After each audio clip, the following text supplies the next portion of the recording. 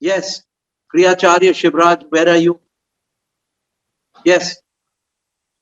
Yes. So this is a question that is a difficulty that I also have when I teach and I take Kriya sessions. I usually get these two questions very commonly, and if you could expound a little more on this, it would be I would be very grateful. Is that this question about how do we get the darshan of Shiva, and how do we know that it is the true darshan of Shiva? I've always answered this as you have told me that the darshan of Yes. Shiva will not let you remain there to doubt whether you have seen Shiva or not, because Shiva as Goraksha will transform you into himself. So there will be no question left of you trying to analyze whether the darshan is true or not. And There the will be other no part, question. and the That other is part, true. yes, So you see, it depends on what depth yes, and yes, latitude and gravitas you have had the darshan of Shiva. yes. So Nobody, no man at any time, no God at any time can have a darshan of the complete Shiva, because he will vanish from the face of the earth and the whole galactic system into the supermassive black hole through the naked singularity and be not. He will totally be pure, pure. I cannot describe what. So that is out of the question. But the the other lesser, part, the other part is, even if it is 1% of authentic darshan, won't that darshan in itself dissolve the doubt whether it was a true darshan or not? The basic fact that you have a doubt that whether it is a darshan or not is not a darshan, because it has not transmitted the total reality to you. The minute you get a darshan, even if it is a 0.1% darshan of Lord Shiva's nail of his toe, even that darshan will not leave the doubt in your mind to see or yes, to ask yourself that whether it is a true darshan or not. The moment you yes. feel that, you feel the need to know whether it's a true darshan or not, in itself means that it is not a darshan. Well, that is not a darshan, but let me take it from the other point of view, that if God gives you a true darshan, there will be no doubt in your mind that you have had the darshan. Yes. But God plays some mischief sometimes to test the disciple and to dissolve his karma gradually. When when Jesus appeared to Thomas, the doubting Thomas, he did not believe him, because Thomas had such a mind full of BS. Thomas had a very mind full of BS. So when the Lord God came, he did not believe him. So Jesus said, "Believe in me, Thomas, because Mary Magdalene, Mary the mother of John, they have all believed me. Everyone who has seen me has believed me. But you, with your BS mind, have not believed me." So Jesus was saying that, "Oh Thomas, the mud of your mind is covering the splendor of your soul, which is me. Wash that doubt mud away, wash the doubt." So then Jesus said, "Okay, feel my hands. These are my hands, and this is where they hammered the nails, and these are my wounds." Thomas says, "Aha." And so he was a sick pathology. He was a sick man.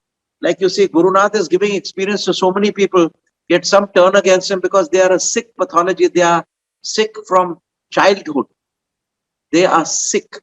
They have to be pitied and not got angry upon. Their mind is diseased, because unless God Himself has thrown the veil, which He can do in the case of doubting Thomas.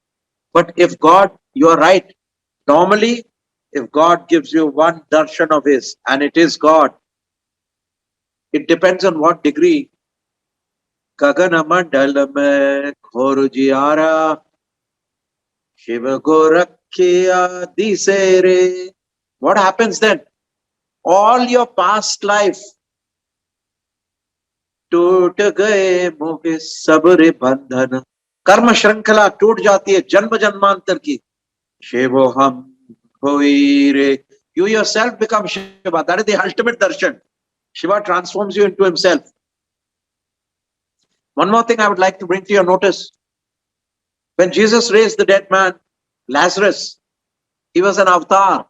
He raised the dead man and said, Lazarus, not Lazarus, he said, Lazarus, take up thy bed and walk.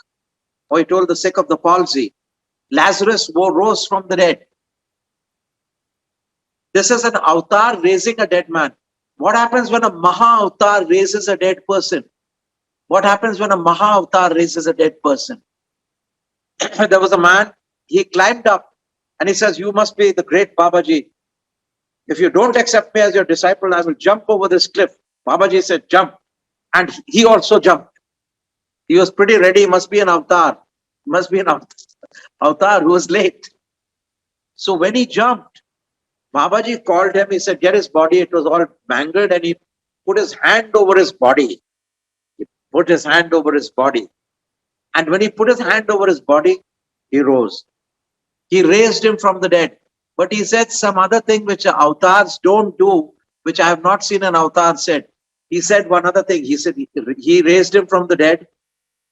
Second thing he said was, death shall touch you no more.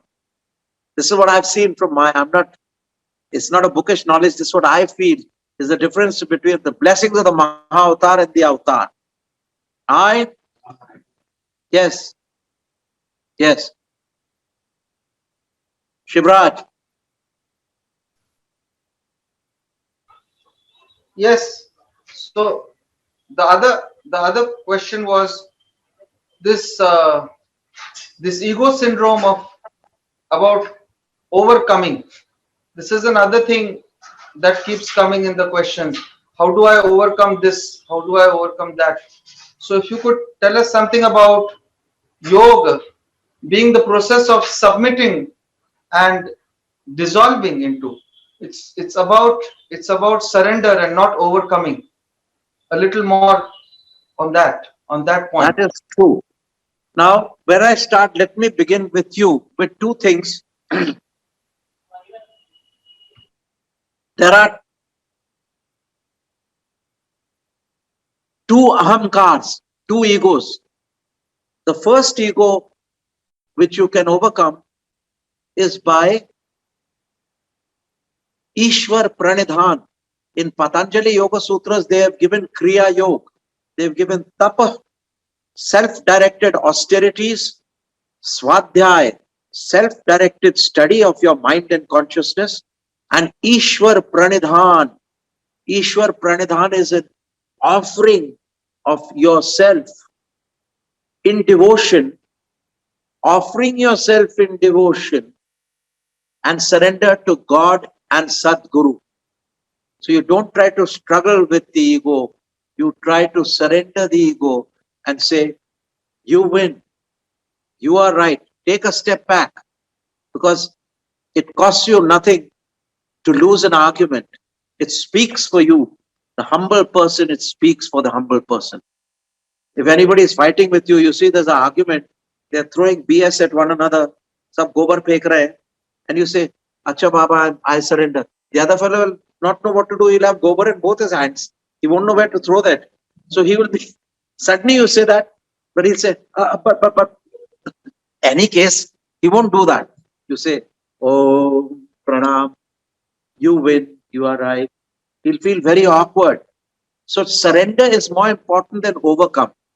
You cannot fight. And that ego makes you fight. The ego. But it's nice to fight sometimes.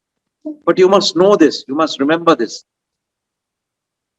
I want to tell you about the other ego, which is binding the whole universe together. To that ego, I bow. That ego is variously known as Aham Brahmasmi. All that there is me. That is only relinquished at the last stage. Ego remains to you through Savikalp, the Vitark Samadhi as ego, Vichar Samadhi as ego, then Ananda Samadhi has ego, Asmit Samadhi has ego. Then after that, Sampratnyat Samadhi has ego, Asampratnyat Samadhi has ego, Nirvikalp Samadhi has ego, Nirbij Samadhi has ego, Dharmamek Samadhi has ego as the goddess herself, which is something to which we are attached. There is, because there is something, there is ego. Ego means I go unto my divine mother. I go to look after my children. I go to meditate on God. I go into Samadhi. Even Samadhi is an ego. Even Samadhi is an ego because it is surrounded by very, very, very, very thin film of light, of divine mind. And when this ego goes, then everything goes. The mind field of the whole universe passes in front of your mind's eye in a flash. The mind field of the universe passes in front of you in a flash. सारी सृष्टि, सारा जहां आपकी दृष्टि से सामने निकलता है. And then the Purush emerges like the radiant sun and merges into Paramatma. That is the time the final ego is gone. Or there may be a subtler final ego, but that is the binding cement of creation. You and I cannot be together. You and I cannot. Compassion is ego. Sacrifice is ego. Giving your love to the child, giving your life for another is ego. So this big ego binds the nobility and the majesty of creation is bound by that cement, which is called the ego, the binding factor, the feeling of I amness. कण में, मैं कण में हूं, सृष्टि में हूं, मैं अहम ब्रह्मास्मि. अणुरेणिया ठोकड़ा, तुका आकाशा ये बड़ा. Ego, but divine ego. So this ego has never been dealt with. We have to deal. It is so, you can't, ego is a bad word for it. It is the binding glory of creation, the divine binding majestic glory which binds creation together. O divine Adi Shakti Mother, our ceaseless salutations to thee.